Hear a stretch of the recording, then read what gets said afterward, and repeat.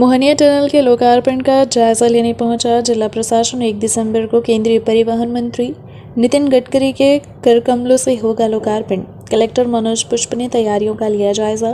केंद्रीय मंत्री नितिन गडकरी आम जनता को समर्पित करेंगे नवनिर्मित रीवा सीधी टनल। नवनिर्मित टनल आगे माह की 1 तारीख को आवागमन के लिए पूर्ण रूप से समर्पित कर दिया जाएगा। इसके लोकार्पण की तैयारी शुरू कर दी गई है। लोकार्पण अगले महीने दिसंबर 1 तारीख को केंद्रीय मंत्री नितिन गडकरी और मुख्यमंत्री शिवराज सिंह चौहान द्वारा किया जाएगा। लोकार्पण की तैयारी का जायजा लेने आज कलेक्टर मनोज पुष्प, एसपी नवनीत भसीन मौके पर पहुंचे, जहां आयोजित होने वाले कार्यक्रम की व्यवस्थाओं का जायजा लिया तथा आवश्यक दिशा निर्देश दिए। इस दौरान नगर निगम आयुक्त मृणाल मीणा सहित अन्य संबंधित अधिकारी उपस्थित रहे। हम आपको बता दें कि रीवा सीधी टनल मोहनिया घाटी में राष्ट्रीय राजमार्ग क्रमांक नेशनल हाईवे 39 में बनाई गई है। इसका निर्माण कार्य अगस्त महीने के पहले सप्ताह में ही पूरा हो चुका था। निर्माण कार्य के साथ फेसिंग का भी कार्य पूर्ण होने के बाद टनल के लोकार्पण की तैयारी करने की तैयारी तेज हो चुकी है। लोकार्पण के बाद बड़ी टनल की सौगात मिल जाएगी। इस टनल के शुरू हो जाने के बाद सीधी से रीवा की दूरी 7 किलोमीटर कम हो जाएगी। इसके अलावा वाहनों को मोहनिया घाटी के अंधे मोड़ और घुमावदार मोड़ से और बड़ी बड़ी चढ़ाइयों से राहत मिलेगी। वाहनों के लिए घाटी से गुजरते हुए अभी 30 से 40 मिनट का समय लगता था, लेकिन अब टनल में 5 मिनट में ही मोहनिया पहाड़ की दूरी तय हो जाती है। अभी सीधी से रीवा की दूरी 82 किलोमीटर है, लेकिन टनल के शुरू हो जाने के बाद से यह दूरी कम हो गई है, जो अब दूरी 75 किलोमीटर हो जाएगी। सीधी रीवा टनल में टू लेन टनल का निर्माण होने का टाइम मार्च 2023 तक पूर्ण होने के साथ था, लेकिन निर्माण एजेंसी ने तय समय से 8 माह पहले ही पूर्ण कर दिया। मोहनिया टनल की लागत 1004 करोड़ है। यह 3 टनल की 2 टनल है। एक टनल की चौड़ाई 13.5 मीटर है और एक टनल में एक तरफ से 3 से 4 वाहन एक साथ जा सकते हैं। दोनों टनल के बीच 3 स्थानों पर इंटर पासिंग की व्यवस्था की गई है, जिससे टनल के अंदर जाने के बाद वाहन बीच से वापस लौट सके। दोनों टनल की लंबाई 2.29 मीटर है। टनल के बाद सीधी की ओर से 12.5 मीटर और रीवा की तरफ से 500 मीटर की अप्रोच रोड है। टनल को पूरी तरह से आधुनिक रूप से निर्मित कराया गया है, जिससे टनल बहुत उपयोगी बन चुकी है। टनल के उद्घाटन के लिए केंद्रीय मंत्री जी के आने की संभावना है 1 तारीख को, तो उसके लिए हम लोग कार्यक्रम स्थल को देखने के लिए और कहाँ पे चॉपर उतरेगा, कहाँ से मूवमेंट होगा, किस तरीके से इनॉग्रेशन की प्रक्रिया होगी, उसके लिए सभी विभाग के साथ आए हैं। अभी इसके प्लानिंग हो जाती है, फिर स्थानीय जनप्रतिनिधियों के साथ हम लोगों की बैठक होगी और चीज़ें फाइनल की जाएगी। जो बड़ा टनल है वो ये इस तरह की चीज़ों में लोगों को रुचि होती है। पहाड़ को काट के तकनीकी और इंजीनियरिंग का एक अच्छा उदाहरण वो होता है, तो एक पर्यटन स्थल के रूप में भी निश्चित रूप से आधिकारिक पुष्टि 7 से 10 दिनों के बाद जब इसको अधिकृत रूप से लोकार्पित करके जनता को समर्पित किया जाएगा। देखिए, ये जो काम हुए हैं जैसा आप बता रहे हैं, इससे धीरे धीरे हल्की आगे जैसे इंडस्ट्रियल एरिया बन रहा है भैरव बाबा उनके सामने। अब ये सब चीज़ें यहाँ इंडस्ट्री लग रही है, यहाँ पर तेज़ी से गाड़ियों का आवागमन शुरू हुआ। सोलर प्लांट में भी जितना हो सकता था काम मिला, लोगों को घूमने के लिए एडजस्ट किया गया है। तो कुल मिला के आर्थिक गतिविधियों को और तेज़ होने दीजिए। आने वाले दिनों में इसके और ज़्यादा लाभ हम सबको देखने को मिलेगा। और टनल के उद्घाटन को लेकर क्या तैयारियां हैं और इसके उद्घाटन समारोह में व्यक्ति कौन कौन सी हस्तियाँ शिरकत करेंगी? इसमें केंद्रीय परिवहन मंत्री गडकरी जी, आदरणीय गडकरी जी और हमारे आदरणीय मुख्यमंत्री जी, ये दोनों आने की सूचना प्राप्त हुई।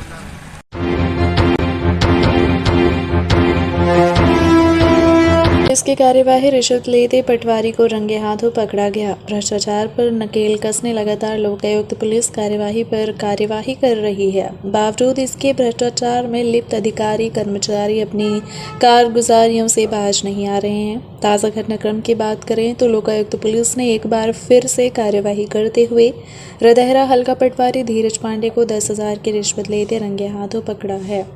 जानकारी के मुताबिक रिश्वत खोरी के मामले में पकड़ा गया पटवारी इससे पूर्व भी रिश्वत खोरी के मामले में पकड़ा जा चुका है। शिकायतकर्ता द्वारा कराए जा रहे बाउंड्री निर्माण में अवैध रूप से आपत्ति कर रिश्वत मांगी जा रही थी, जिसकी शिकायत के बाद लोकायुक्त पुलिस ने बुधवार को पटवारी धीरज पांडे को रंगे हाथों पकड़ा है, जिसके खिलाफ कार्यवाही की जा रही है। शिकायतकर्ता अनुराग मिश्रा ने बताया कि अपनी निजी भूमि जो करीब 32 डिसमील है उस पर बाउंड्री वॉल का निर्माण करा रहे थे, जिस पर आपत्ति कर पटवारी द्वारा 5,000 रुपये लिए गए और फिर 10,000 रुपये की मांग की गई और यह कहते हुए कि तहसीलदार साहब ने मांगा है, अगर नहीं दोगे तो निर्माण कार्य पर कोई ना कोई कमी निकाल कर काम रुकवा दिया जाएगा। शिकायतकर्ता ने बताया, इससे पहले भी करीब 1.5 लाख रुपए पटवारी ने जमीन के नामांतरण सहित अन्य अधिकारियों को देने के नाम पर ले लिए हैं। पटवारी द्वारा लगातार रिश्वत को लेकर परेशान किए जाने पर लोकायुक्त में शिकायत की गई, जिसके बाद हल्का पटवारी धीरज पांडे रतहरा को पकड़ा गया। पटवारी को इससे पहले भी रिश्वत लेते पकड़े जा चुका है, जिस पर एक बार फिर से लोकायुक्त रीवा की टीम ने शिकायत के बाद रंगे हाथों उसे गिरफ्तार किया है। एक्चुअली रिंग रोड के बगल में एक ज़मीन थी जो हम और प्रकाश नारायण सिंह दादा जो हैं तो उनके नाम एग्रीमेंट था उस ज़मीन का, और उस पर हम काम कर रहे थे, बाउंड्री वाल वगैरह बनवा रहे थे। पटवारी साहब को पहले भी इस ज़मीन के नामांतरण संबंधी और कई चीज़ों संबंधी हमसे 1.5 लाख रुपये ले चुके हैं उस ज़मीन के लिए। जी सिर्फ नामांतरण और छोटी सी 32.5 डिसमिल ज़मीन के लिए हमसे ये 1.5 लाख रुपए ले चुके। उसके बाद 4-5 दिन पहले इनने कहा कि हम बाउंड्री का निर्माण करवा रहे थे, तो उसमें इनने कहा कि आप जो है तो सरकारी ज़मीन में बाउंड्री का निर्माण कर रहे हैं। हमने कहा साहब आके एक बार आप नाप लो ज़मीन को, अगर सरकारी में है तो अपनी बाउंड्री निकाल लेंगे। ये वहाँ पे पहुँचे और नापने के बाद 5,000 रुपये उस दिन भी हमसे लिए नापने के पहले, और पहुँचे वहाँ तो बोले कि हाँ आपकी तो 2 फीट 3 फीट अंदर है बाउंड्री, बढ़िया है, कोई दिक्कत नहीं। उसके बाद शाम को हमको फिर से फ़ोन करते हैं और बोलते हैं कि आपने जो है तो वो मिले नहीं, फिर शाम के बोले थे। तो हम जब शाम के गए फिर से मिलने, हमने कहा बोलिए साहब अब तो हमारी ज़मीन भी अंदर है, सारी चीज़ें ठीक है। तब ये बोलते हैं कि तहसीलदार साहब बोले हैं कि 10,000 रुपये और आप दे दो और नहीं तो किसी न किसी तरीके का उसमें आपत्ति कर देंगे। सर ये 1.5 लाख रुपए आपने किस बात के दिए थे? 1.5 लाख रुपये इस बात के लिए हमसे कि एक तो नामांतरण के नाम पे कि नामांतरण करना है, हमको सब कुछ करना है उस पर, और विभाग का तहसीलदार साहब का या जो भी वहाँ पे हैं विभाग के कर्मचारी उनको घूस देना है या कुछ भी देना है। हमसे मांगते चले गए, हमारी ज़मीन थी, हमने कहा ठीक है भाई कोई दिक्कत नहीं, आप करवाओ उसको। इस वजह से लिए ये बात तब उठी जब अब ज़्यादा होने लगा, हद पार होने लगा कि इतना पैसा देने के बाद भी, अगर बाउंड्री मेरी ज़मीन के अंदर होने के बाद भी, अब अगर उसमें अगर पैसे की डिमांड की जाती है 5,000 रुपये लेने के बाद भी, सिर्फ आपको हमने यस करने के लिए कि आप देख लो हमारी अंदर है बाउंड्री, उसके लिए हमने 5,000 रुपये इनको दिया। फिर 10,000 की डिमांड की वजह से फिर हमको कोई दूसरा सहारा मिला नहीं। हमने कहा अभी निश्चित रूप से मैं शिकायत करूँगा। अभी तक आप 1.5 लाख रुपये इनको दे चुके थे पहले पूल में भी? जी जी। किस तरह से मामला ये किस तरह से ये रतहरा का मामला है, रिंग रोड का रतहरा का मामला। सर ये पटवारी ट्रैप हुआ है, क्या पूरी कार्रवाई? जो पटवारी धीरज पांडे पटवारी हैं रतहरा हल्का के, ये इनको आज अनुराग मिश्रा ये प्रॉपर्टी डीलिंग का काम करते हैं, इनकी शिकायत पे आज 10,000 रुपये की रिश्वत के लिए ट्रैप किया गया है। इनके निर्माण कार्य जो कर रहे थे अपनी ज़मीन पे, उस पर ना अवैध रूप से आपत्ति दर्ज कर रहे थे कि आप सरकारी ज़मीन पर निर्माण कर रहे हैं, जबकि बाकायदे सीमांकन हो चुका था उस ज़मीन का, उनकी खुद की प्रॉपर्टी थी वो। तो अवैध रूप से उस पर आपत्ति करके 10,000 रुपये की मांग की, इस पर लेते आज ट्रैप किया गया इनको। पूर्व में भी सर इनको कार्रवाई हुई है? ये पूर्व में भी एक बार धारा 7 अनावश्यक घूस की मांग में एक बार इन पर मुकदमा चल चुका है, और उसके बारे में पूरी जानकारी अभी क्लियर नहीं है, लेकिन वो ट्रायल में है, कोर्ट में लग रहा मामला है। सर ये फरियादी कहाँ के हैं? ये फरियादी भी रीवा के रहने वाले हैं, रतहरा। जमीन कहाँ की? ये ज़मीन के बारे में जानकारी जब एक क्लियर मेरे पास डॉक्यूमेंट में दे पाऊँगा बाद में। और ज़मीन भी रीवा की है एक्चुअली ज़िले की, और अपनी ज़मीन पर निर्माण कार्य कर रहे थे, उसी में वो गड़बड़ हुई है। कौन सी तहसील है सर? ये रतहरा तहसील तो रीवा ही है, रतहरा हल्का का मामला है ये।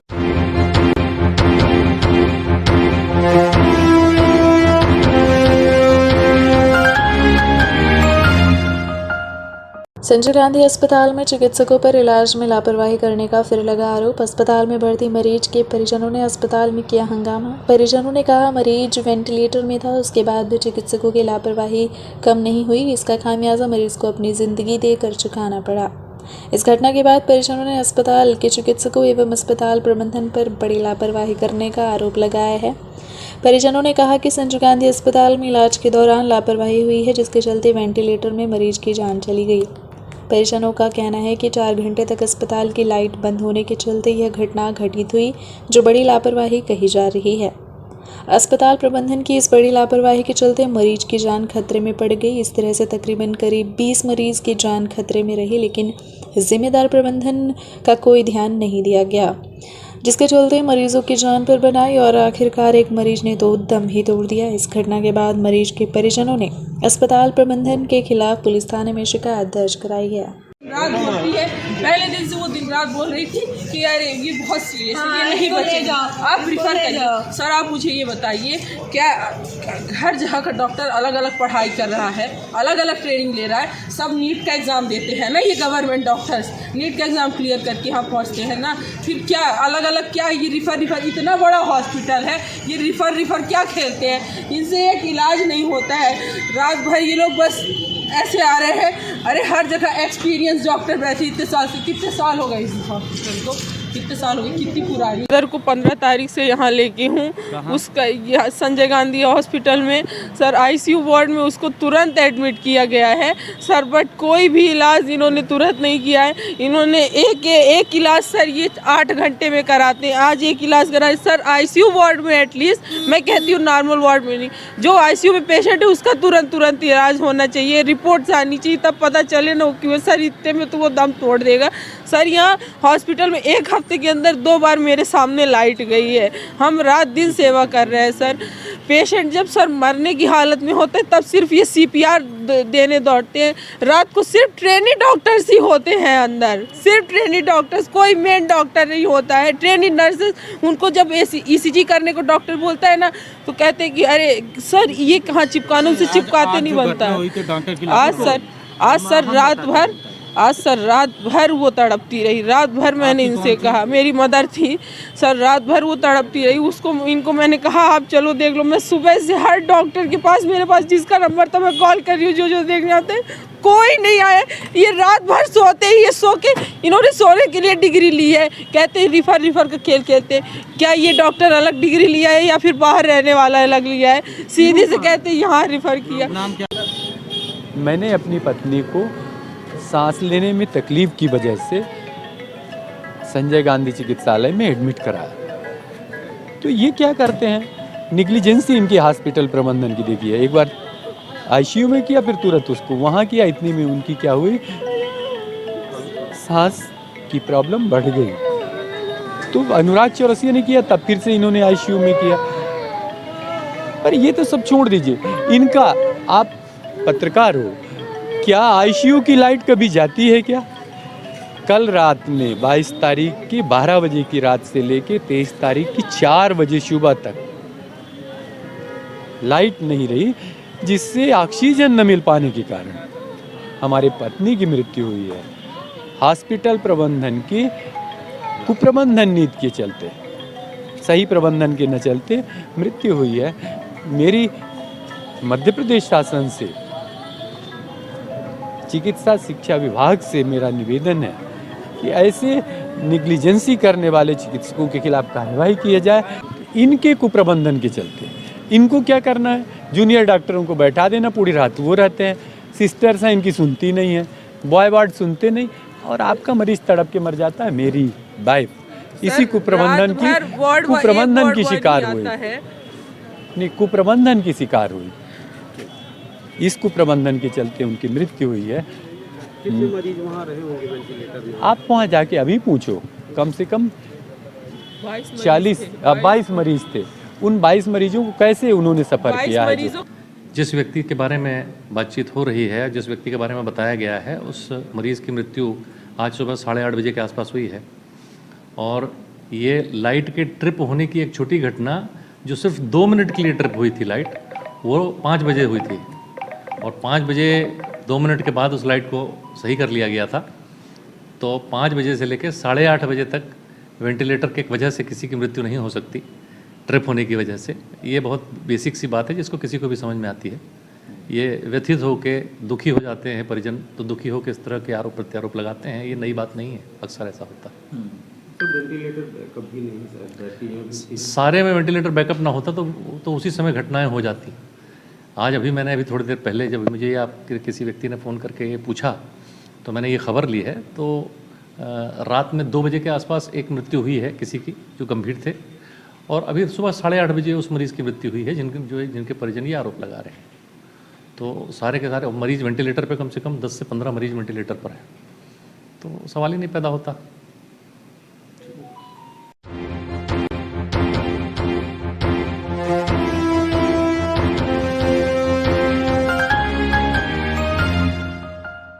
अवैध तरीके से संचालित हो रही 2 पैथोलॉजी हुई सीज। गुड़ चौराहे के समीप संचालित हो रही थी अवैध पैथोलॉजी। एक पैथोलॉजी को किया गया सील, दूसरे पर कार्यवाही जारी। गुड़ चौराहे के समीप लंबे समय से संचालित हो रही 2 अवैध पैथोलॉजी के खिलाफ स्वास्थ्य विभाग व प्रशासन ने बड़ी कार्यवाही की है।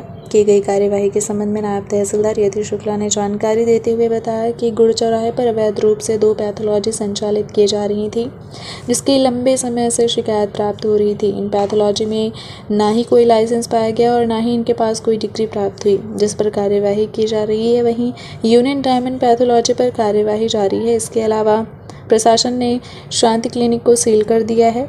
ये हमको गुड़ चौराहे के पास 2 दुकानें जो पैथोलॉजी के नाम से, क्लिनिक के नाम से संचालित हो रही थी, उसकी शिकायत प्राप्त हुई थी। उसी के संबंध में लेकर के आज मौके से यहाँ जांच की गई DHO 1 के साथ, जहाँ पर पाया गया कि ये दोनों जो क्लिनिकें हैं उनको जो वैधानिक इनके पास लाइसेंस होना चाहिए वो लाइसेंस नहीं है।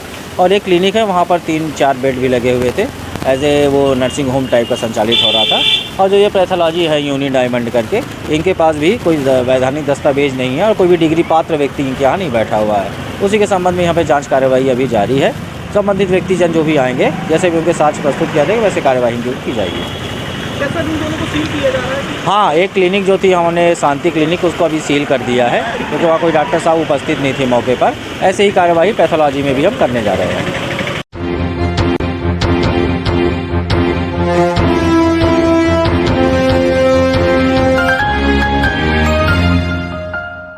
सीएम हेल्पलाइन की शिकायत बन रही है प्रशासन के लिए मुसीबत। मध्य प्रदेश सरकार द्वारा आम जनता को त्वरित न्याय दिलाने की दिशा में सीएम हेल्पलाइन शुरू की गई, जिसके माध्यम से लोगों को तत्काल सहायता मिलती है। लेकिन सीएम हेल्पलाइन में कुछ ऐसी भी शिकायतें हैं जो जिम्मेदार प्रशासन के लिए नासूर बन गई हैं और इन शिकायतों का निराकरण कराने प्रशासन को भी पसीना बहाना पड़ रहा है। रीवा जिले में सीएम हेल्पलाइन की कुछ ऐसी शिकायतें हैं जो प्रशासन के लिए परेशानी खड़ी कर रही हैं। इनमें से एक शिकायत उधर तहसील के जनेंद्र मिश्रा नामक व्यक्ति ने की है, जिन्होंने अपनी शिकायत में प्रधानमंत्री नरेंद्र मोदी के साथ में सेल्फी की डिमांड की है। अब इस शिकायत को बंद कराने के लिए प्रशासनिक अमला परेशान हो रहा है। मध्य प्रदेश सीएम हेल्पलाइन की कुछ ऐसी शिकायतें हैं जो अफसरों के लिए फजीहत खड़ी कर रही हैं। सीएम हेल्पलाइन के जरिए लोगों ने की अजीबोगरीब मांग, जिसका निराकरण कराने में प्रशासन को पसीने छूट रहे हैं। सीएम हेल्पलाइन की शिकायत में किसी को पीएम के साथ सेल्फी चाहिए तो किसी ने विधानसभा चुनाव में खुद को टिकट देने की मांग की है। रीवा जिले में सीएम हेल्पलाइन में कुछ ऐसी शिकायतें दर्ज हुई हैं जो प्रशासन के लिए परेशानी खड़ी कर रही हैं। इनमें से एक शिकायत उधर तहसील के जनेंद्र मिश्रा नामक व्यक्ति ने की है। अब इस शिकायत को बंद कराने के लिए प्रशासनिक अमला परेशान है। इस संबंध में अपर कलेक्टर शैलेंद्र सिंह से बात की गई तो सुनिए उनका क्या कहना है। सीएम हेल्पलाइन में कुछ शिकायतें आ रही हैं, जो शिकायतें। जी देखिए, सामान्य रूप से सीएम हेल्पलाइन में हर व्यक्ति अपनी समस्याओं को रखता है और अपने जो कष्ट हैं या जो मांग शासन से है या किसी योजना का पात्रता वो रखता है, हितग्राही है तो उसके संबंध में मांग करता है। लेकिन कई लोग विभिन्न प्रकार की शिकायतें भी करते हैं, जैसा कि आप लोगों के माध्यम से संज्ञान में आया है कि कोई टिकट के लिए शिकायत किया है, कुछ लोगों ने सेल्फी वगैरह जनप्रतिनिधि गणों के साथ में या पीएम सर आदि के लिए मांगा है। तो ये उनकी मांग है, लेकिन इसमें से जो जिनायन हैं, जो हमारे स्तर की हैं, जिला स्तर की शिकायतें हैं या जनपद की तहसील की शिकायतें जिन पे हमारे स्तर से कार्रवाई होना है, उन सभी पे हम लोग कार्रवाई करते हैं। और ऐसी शिकायतें जो अन्य विभागों से संबंधित हैं या इस तरह की विविध प्रकार की जो शिकायतें हैं उनको संबंधितों को भेजते हैं और प्रयास यही रहता है कि अधिकतम शिकायतों पर कार्रवाई हो। ऐसी शिकायतें क्योंकि कुछ व्यक्तिगत हो सकती हैं जिनके कि आप लोगों ने बताया है, तो इनके संदर्भ में भी जो यथाउचित होगा वो कार्रवाई होगी।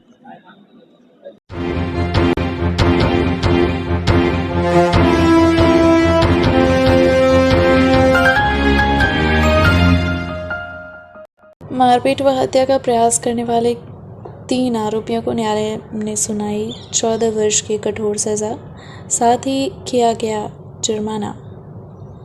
रीवा जिला न्यायालय में एक अहम फैसला आया है जिसमें मारपीट हत्या के प्रयास के आरोपियों को अलग अलग धाराओं के तहत सजा मिली है। मारपीट करने वाले आरोपियों को न्यायालय ने 14 वर्ष की सजा सुनाई है और जुर्माने से दंडित किया है। मामले के संबंध में जानकारी देते हुए लोक अभियोजक कुंवर सिंह ने बताया कि 4 जुलाई 2010 को सिविल लाइन थाना क्षेत्र में सड़क बनवाने को लेकर विवाद हुआ था, जिसमें शाहजहां बेगम के साथ फिरोज, अफरोज और पिंकू नाम के युवक ने मारपीट की थी, जिसमें एक महिला को गंभीर चोट आई। इस मामले में पुलिस ने केस दर्ज कर आरोपियों को न्यायालय में पेश किया था। शासन की तरफ से लोक अभियोजक द्वारा साक्ष्य प्रस्तुत किए गए, जिसको प्रमाणित पाए जाने पर पंचम सत्र न्यायाधीश की अदालत ने आरोपियों को 14 वर्ष की सजा और जुर्माने की राशि से दंडित किया है। जुर्माने की राशि अदा न करने पर आरोपियों को अतिरिक्त सजा भुगतनी पड़ेगी। लोक अभियोजक कुमार सिंह ने पूरे मामले को लेकर विस्तार से जानकारी दी है।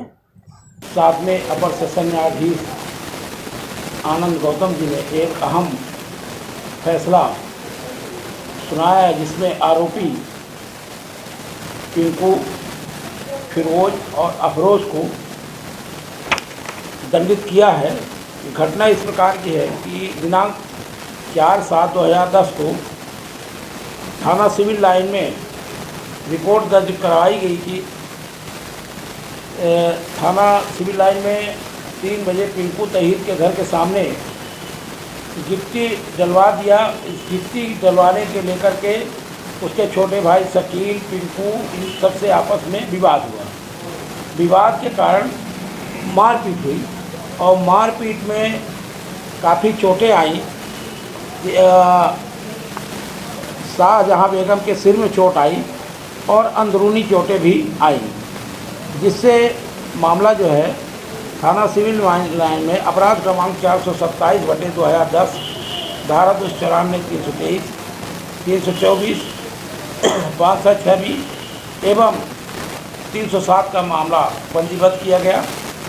मामला विचारण के लिए सप्तम अपर न्यायाधीश महोदय के न्यायालय में प्रस्तुत हुआ।